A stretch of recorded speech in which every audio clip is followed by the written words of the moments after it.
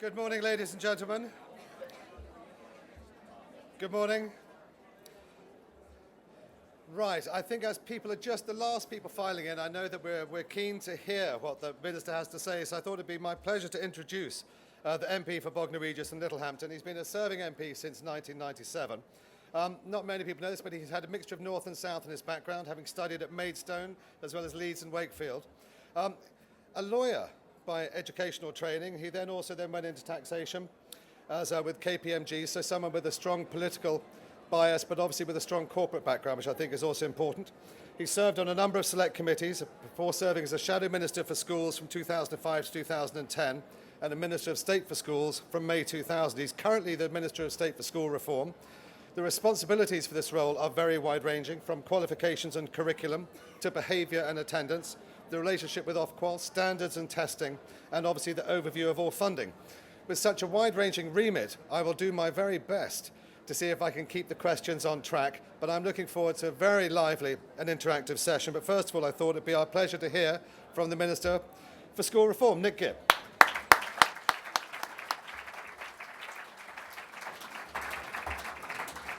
Well, thank you very much, and good morning. It's a great pleasure to be here today at the Music Education Expo in the Barbican.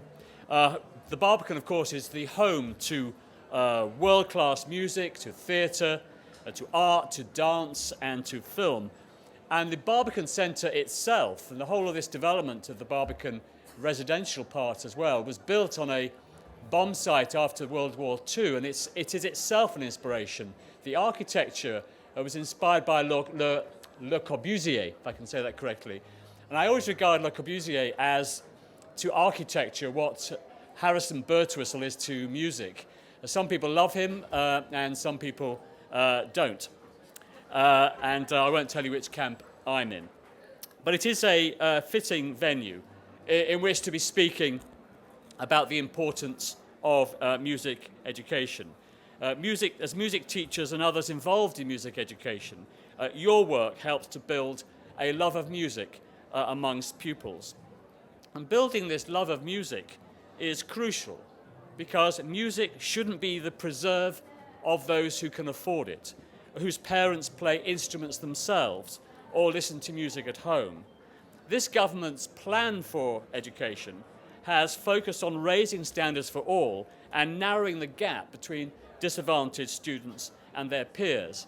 And in the same way that high-quality schools are essential to meet this goal, so too is high-quality music teaching in our schools. And music is an important subject in its own right. It's funny, speaking in this venue, yesterday I was opening the Big Bang Science Fair in Birmingham with 75,000 youngsters waiting to get into this big exhibition centre, and now I'm speaking with a lot of music teachers and others hubbub in the background, but it is good to be here.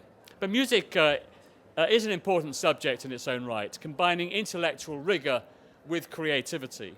The academic opportunities afforded by music are clear. In 2009, 18.6% of pupils who achieved an A grade for music A-level went on to Oxbridge. And there are only 5 other subjects with a higher progression rate than music A-level. The wider educational and social benefits of music are also very clear. The Power of Music, recently published by Professor Susan Hallam, points to the positive effects of different aspects of music teaching and training on verbal instruction, on reading and comprehension, on motivation, communication, and on behaviour. And senior teachers and head teachers in schools often speak of these benefits.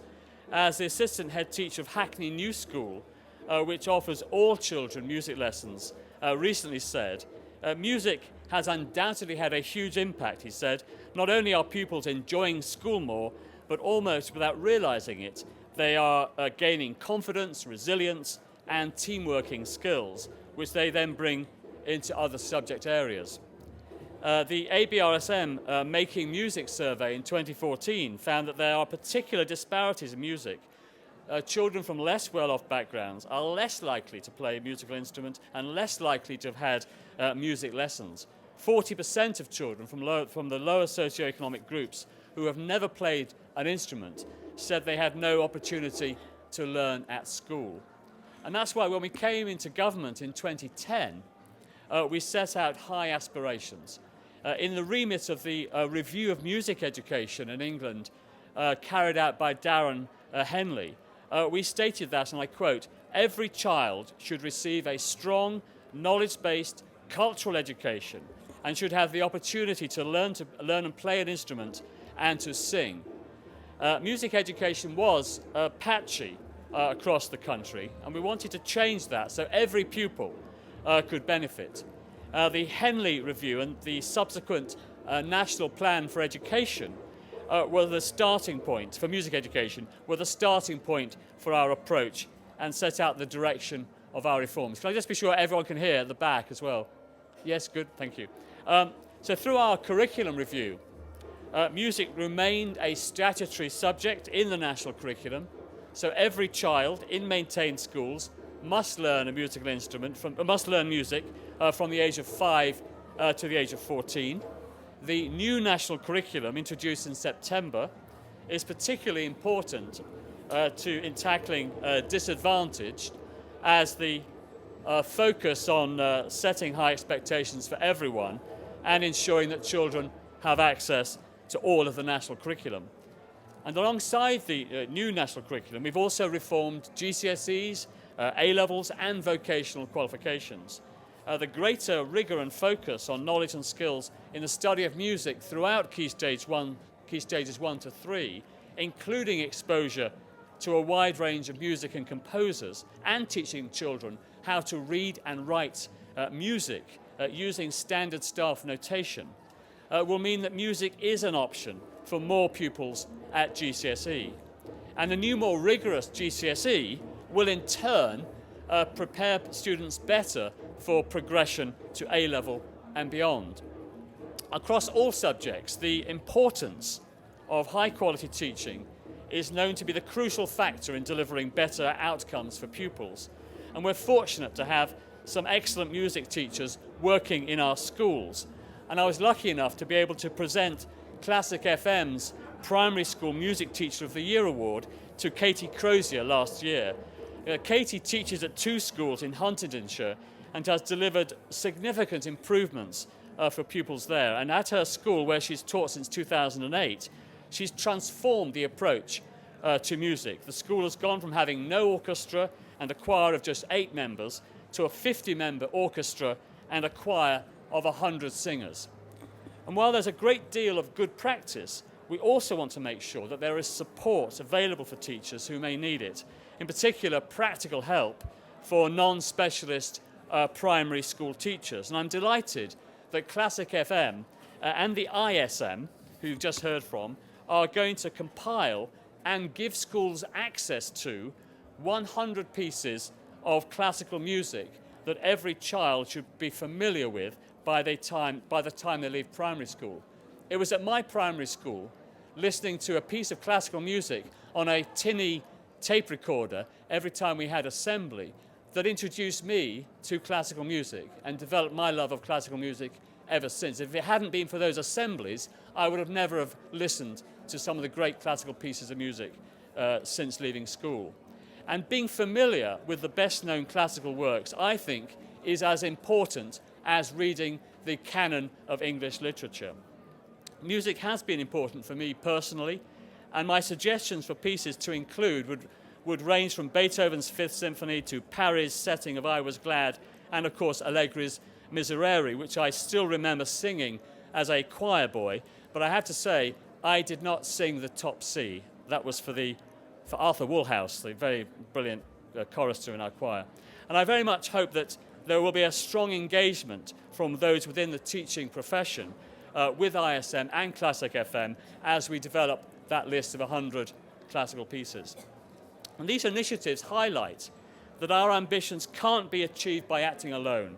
That's one of the key reasons behind the music hubs, which we established in 2012 as part of the National Plan for Music Education. And the hubs are helping to ensure that every child has the opportunity to learn instruments through whole class teaching, that there are clear progression routes available and affordable to all young people, and opportunities to play in ensembles and to sing regularly, including in choirs or vocal groups. And in the first year, the hubs gave nearly 500,000 children the opportunity to learn an instrument for the first time, as well as working with almost 15,000 school choirs, orchestras and bands. 80,000 disadvantaged pupils took part in instrumental ensembles and choirs, and last year the hubs were working with more than 60% of primary schools and more than half of all secondary schools on their singing strategy, and 50,000 more children were receiving whole class ensemble and music teaching as a result of the hub's work. And on a recent visit to Redbridge Primary School, I was able to see firsthand their whole class ensemble teaching programme, which they offer to pupils for 3 years. The positive impact the hubs are having, I believe, is very clear. That's why in July last year we announced further funding for music hubs, an extra £18 million for music programmes, bringing the government's investment in music education to more than £270 million since 2012. And government support also continues for the music and dance scheme that supports the exceptionally talented at 21 music and dance centres of advanced training and 8 specialist schools, including the Royal Ballet School, which I visited a couple of weeks ago, the Purcell School, which I've been to, and the Yehudi Menuhin School. Programmes such as the National Youth Music Organisations, Music for Youth and In Harmony, a national scheme which focuses on offering children in 6 deprived communities an intensive orchestra experience, and also gives important opportunities to children up and down the country. And I was fortunate enough to attend the Schools Prom series run by Music for Youth at the Royal Albert Hall in November, and enjoying listening to performances by a wide range of ensembles, from the Glantaff Duo from South Glamorgan to the Wessex Youth Orchestra from Dorset. And in addition to government-funded schemes, I'm pleased to see there are other organisations working in this area to increase opportunities in music for young people, such as the National Orchestra for All, which was founded by a Teach First participant in 2011 and takes 150 musicians each year from schools in London and the West Midlands to form a full orchestra which rehearses and performs in venues such as the South Bank Centre and the Royal Academy of Music. And the government's free school programme has also unleashed innovation in specialisms or focus on music, such as the West London Free School, Ed Watkins there, or the East London Academy of Music and Hackney New School. There is a great deal to celebrate and to be proud of in our performance in music, from the great classical composers of past and present to the string of UK artists who top the charts worldwide. And in 2 years' time, of course, Sir Simon Rattle will return to England to the London Symphony Orchestra here at the Barbican. A strong and rigorous music education is, in my view, as important a part of being a well-educated individual as learning about science or history or literature. And I hope that our commitment to music education in schools is clear. We want to ensure the success in music continues, and I'm confident that our reforms have set us off in the right direction, although of course there's always more to do. Thank you very much for listening to me.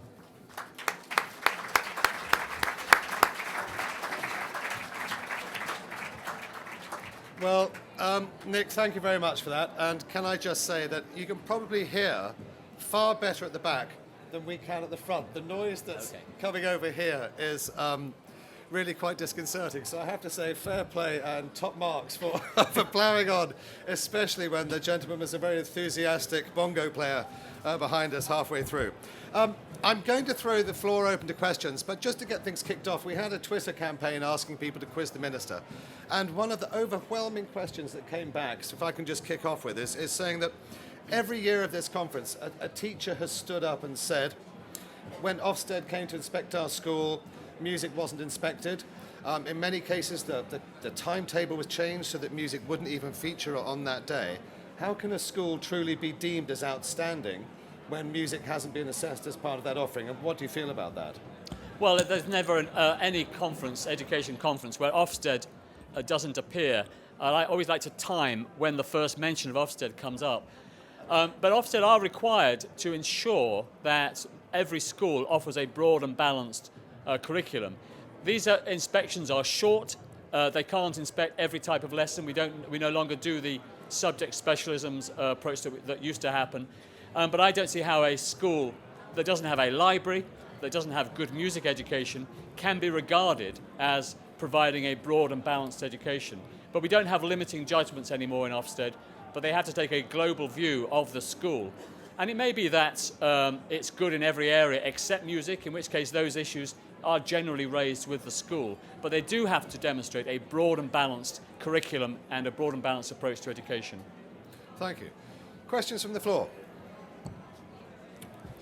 There's a gentleman there, first hand up there. If you say your name and then ask the question, that would be lovely. Thank you. Hi, Chris Collins, Bangor University. I'm head of music and I'm also vice chair of the National Association for Music in Higher Education.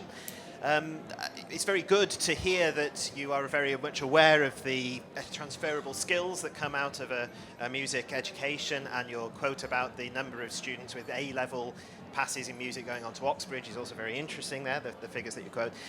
I wonder why this message is not being put across to children and parents by the government in quite the way we would like it to be, when we have Nicky Morgan, for instance, suggesting that other subjects are better subjects than music, and implying that that careers are only really available to those who take STEM subjects. Yeah, we got a lot of flack for that, and I think actually unfairly. We do have to increase the numbers taking A-level maths and physics. We have a job shortage in this country. 40,000 scientists right now, the industry tells us they're short of. There is going to be 7 million jobs in science by 2030, 1.3 million more than today. And there's a big disparity between the numbers of girls going on to take physics and maths at A-level compared with boys. So there are a whole bunch of imperatives that mean we have to increase the numbers taking the science A-levels by 50% over the next 3 years. That does not mean that the arts, music, history, all these subjects aren't important. They are crucially important to this country. Britain is a leading nation when it comes to creativity. Just look around the world and see, how many leading people in the world of the arts there are in literature and in music.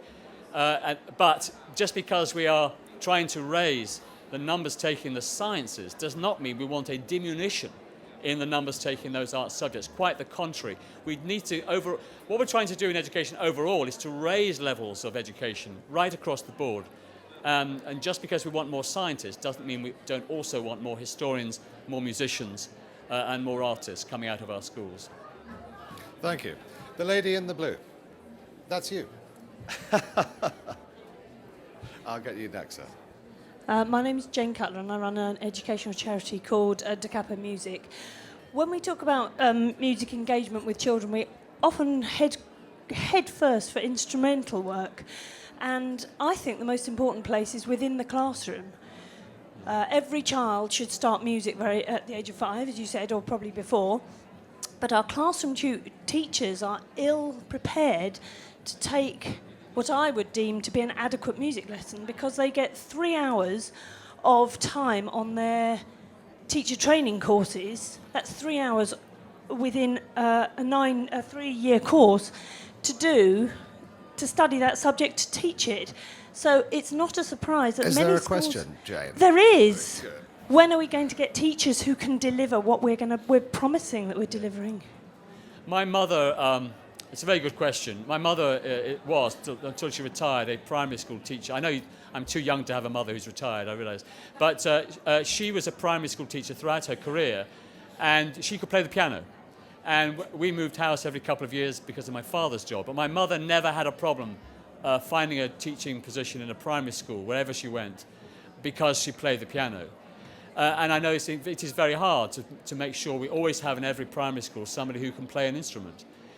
There is, every conference I go to, I get this question, but delete music and insert science. Delete science, insert history. Because everybody wants the primary school teachers to be a specialist in all those different subjects, which they have to be in a way. PE, music, history, music, maths, English. And you could make every primary school generalist a supreme expert in each of those subjects. And the training would take 5 years, and they would be commanding a salary of 150,000 a year. So I've looked at this issue very carefully, and I think we do need to have more primary specialists in our primary schools, as we have in secondary schools, and as the independent sector has in their sector. They have, you can go to a prep school and you'll find that every lesson is taught by a specialist, and they have sufficient numbers of specialists to match the timetable. We have introduced the concept of primary specialist teachers in terms of maths. So we have people that only teach maths in primary schools. We have courses now in some universities. And we have the concept of a primary generalist who specializes in maths in addition.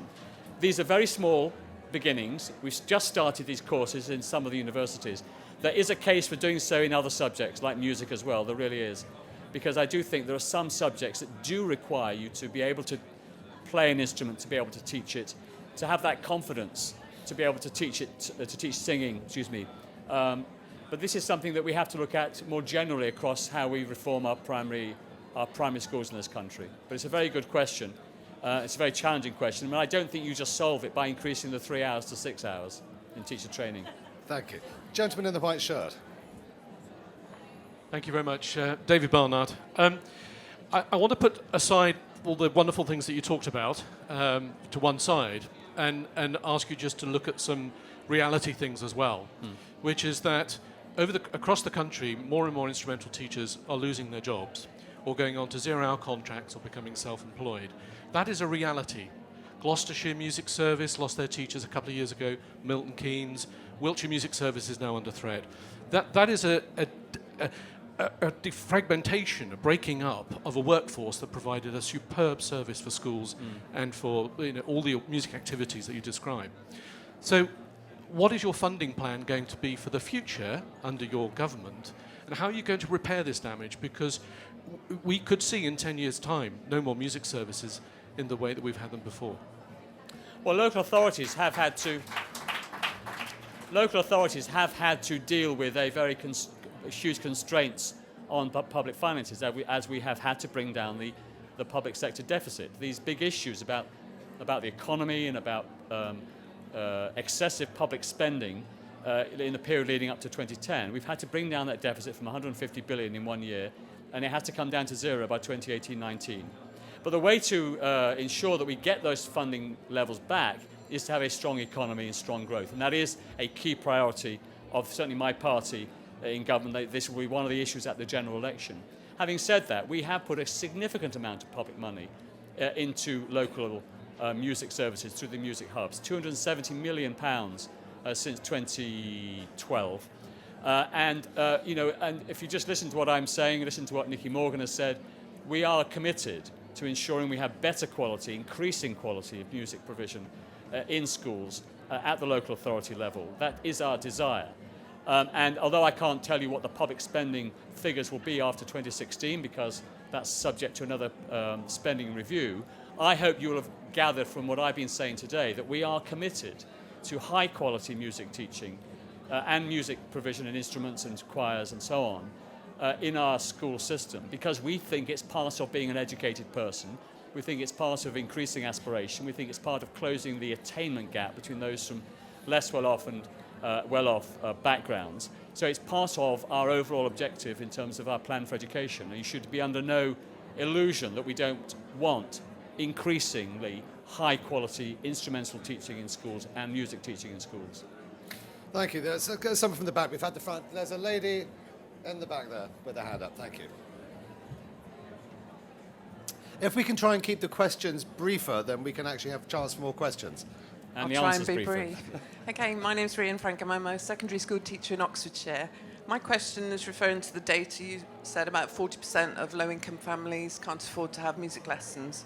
What new initiatives are you going to introduce to help children from low-income families in secondary schools who are not pupil premium to be able to afford and to be able to access instrumental lessons in school?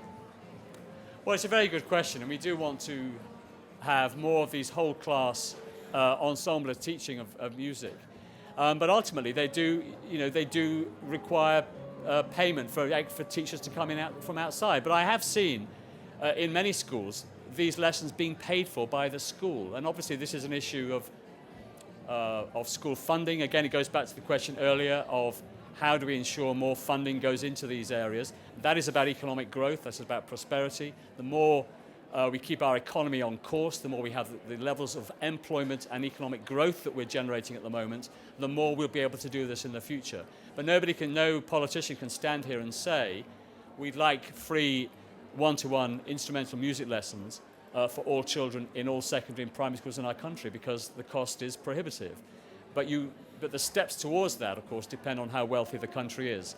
And we certainly have an objective. We want more young people learning to read music, to be able to write and compose music, and to learn an instrument. Lady in the green dress, there at the front row.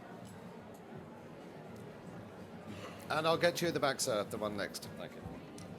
My name is Pamela Rose. I'm a private teacher. I've taught for Hubs, and I've also got a website for learning grade 5 theory.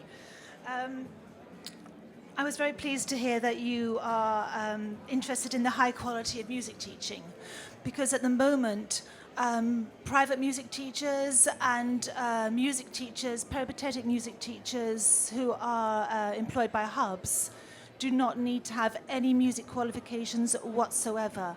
And if the government were to take control and make a regulation so that music teachers, as they go into schools and teach our children for their very first learning experiences, actually were qualified, they had a regulated qualification, then I think that would actually bring the standard of teaching and learning up considerably in this country.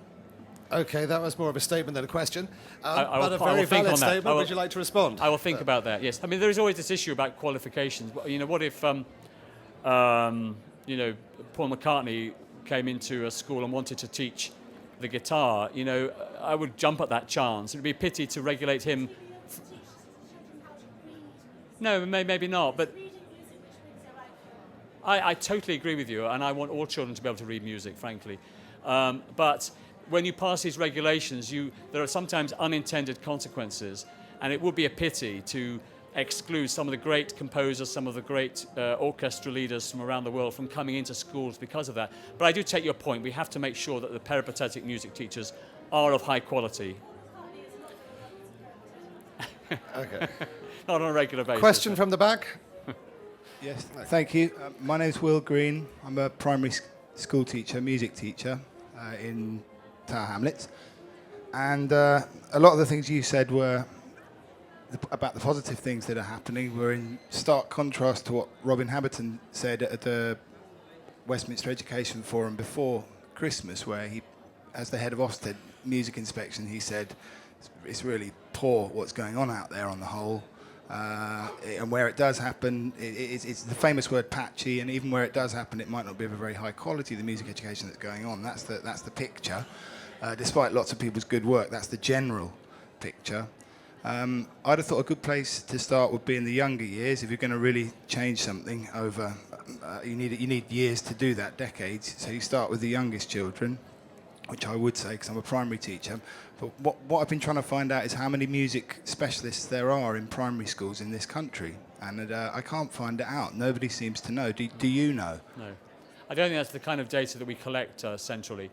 But, you know, Ofsted's job is to tell us, as a country, about the quality of what's happening in our schools. And they have equally critical views about other areas of teaching. And it's the job of government to make sure we improve our schools. And that's what we have been doing over the last 5 years. But carry on. I'm waiting for you.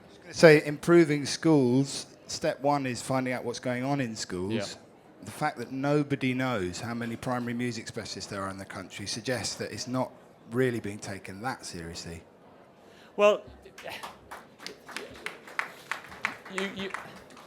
we probably don't know a lot of things about those. That's that kind of step one. detail. Doing the research is step one, isn't it? Before you yes, get up but and start let me talking just to tell you something people, else. you need to know what's going on. Well, yes, but you have to balance data collection issues with the workload on teachers. We conducted this workload challenge. There were 44,000 responses. The number one issue raised by 56% of respondents was data collection.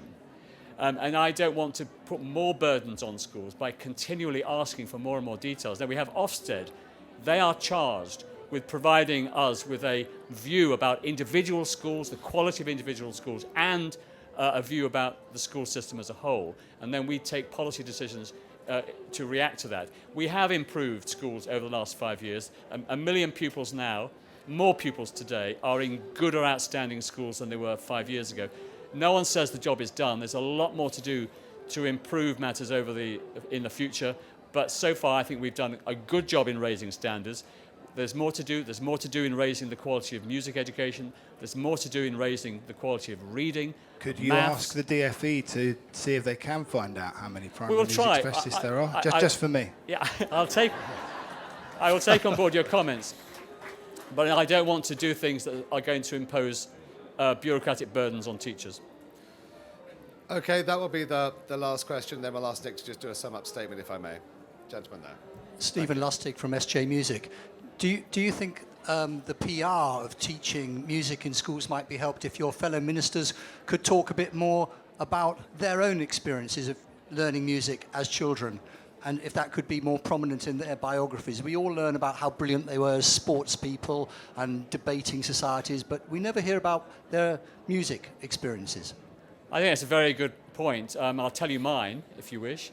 I had piano lessons from the age of 5, and was always very distressed that the person coming in after me, their lesson was during Crackerjack, and I never understood how anybody would want to miss Crackerjack just to go to a music lesson. But I had 2 years of music lessons. We then moved to Canada, and for some reason I didn't pursue it. But I can play the Moonlight Sonata, but I can only play the Moonlight Sonata. And I regret that very much. I would love to have continued with my piano. But I was a choir boy for many years and learnt to read music really through being a chorister. Ladies and gentlemen, it's been a pleasure having Nick here today, and thank you for grilling him so effectively. I'm sorry if I reined in some of the lengthy questions. I think before he goes, I think we should actually, as our form of thanks, and I will also be doing the same for his shadow counterpart this afternoon, is give him a very brief minute to explain why we should vote for you on May the 7th. Oh dear. But a very brief minute. Let's see if we can sum that up with a musical lens. Well, we are. This is a reforming government. We have done a huge amount to reform education. We want it to be more rigorous, more academic. We want more children to have the opportunities that the wealthiest people in this country have had from their education system, and that applies to music. And I think it's very wrong. There's a survey in a magazine called The Word, a survey in 2010, that compared the charts in a week in October in 2010 with the same week in the year 10 years earlier, in 2000. And it looked at the proportion of the acts that were educated in the independent sector. It was 60% in 2010. It was 40% in the year 2000. And I think it's not right. And I think there's huge amount of talent in our country that goes unexploited because they've not had the groundwork of learning to read music, of being exposed to great music, and to learn to take part in a choir or to learn an instrument. And we've got to redress that so that in 10 years' time, in 2020, we're back to the right proportions of independent versus state schools that reflect the population as a whole. Nick Gibb, thank you very much indeed for your time.